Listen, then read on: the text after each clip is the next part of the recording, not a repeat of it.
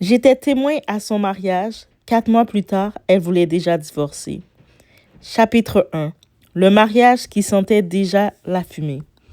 À Pétionville, les rues étaient encore animées, malgré la chaleur écrasante de ce samedi de mars. Les invités arrivaient peu à peu dans une salle décorée de blanc et d'or. Des voitures se garaient le long des rues bordées de murs colorés et de bougainvilliers.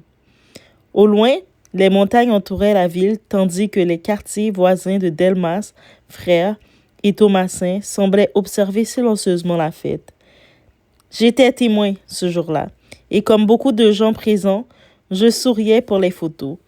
Je regardais la mariée, Mélissa, 30 ans, une femme travailleuse, toujours debout à 5 heures du matin, toujours prête à faire des heures supplémentaires pour payer les factures.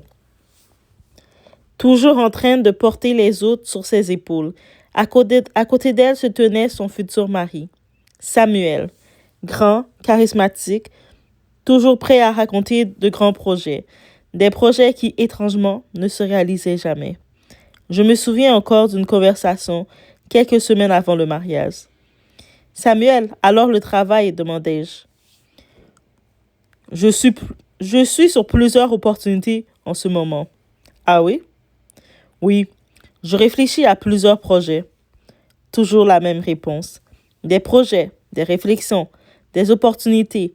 Jamais un emploi, jamais un salaire, jamais quelque chose de concret. Pourtant, le mariage avançait. Les familles poussaient. Les tantes félicitaient. Les voisins applaudissaient. Comme si le simple fait de se marier allait résoudre tous les problèmes. Le jour de la cérémonie, la mère de Mélissa lui prit la main. « Ma fille, aujourd'hui, tu deviens une femme accomplie. » Mélissa sourit.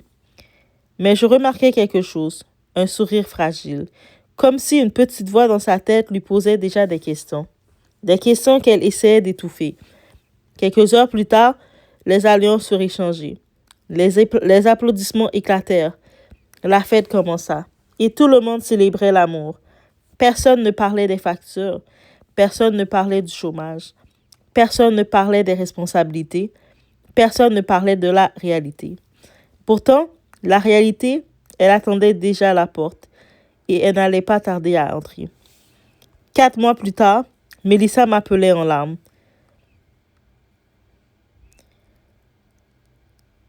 Donna, je crois que j'ai fait la plus grande erreur de ma vie. Je restais silencieuse. Qu'est-ce qui se passe? Sa voix tremblait. Il ne travaille toujours pas. Comment ça? Tous les matins, je pars travailler. Tous les soirs, je reviens épuisée et lui passe ses journées à boire avec ses amis. Je sentis mon ventre se nouer, mais le pire était encore à venir.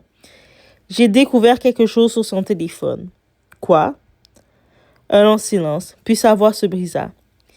Il parle avec des hommes sur des sites de rencontres.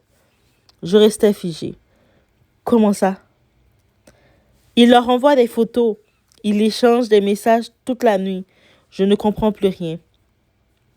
Les larmes envahirent sa voix. Je ne sais même plus qui est mon mari.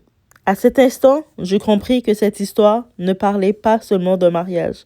Elle parlait d'illusions, de pression familiale, de signaux ignorés et du bruit que certaines personnes paient lorsqu'elles confondent l'espoir avec la réalité.